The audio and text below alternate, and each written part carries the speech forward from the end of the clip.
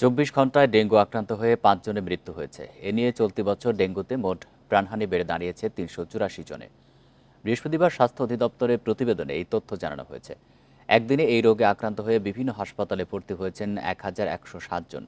এর মধ্যে ৩৬.৭% নারী এবং ৬৩.৩% পুরুষ।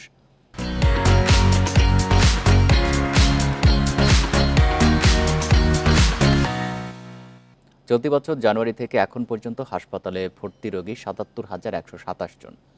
২৪ ঘণ্টায় ডেঙ্গুতে মৃত ৫ জনের মধ্যে একজন ঢাকা দক্ষিণ সিটি কর্পোরেশনের, একজন ময়মনসিংহ বিভাগের, একজন ঢাকা বিভাগের ও ২ জন বরিশাল বিভাগের। গত একদিনে বিভিন্ন হাসপাতাল থেকে ছাড়পত্র পেয়েছেন ১,০৪১ জন। এখন পর্যন্ত মোট সুস্থ হয়ে ছাড়পত্র পেয়েছেন ৭২,৫৯৫ জন।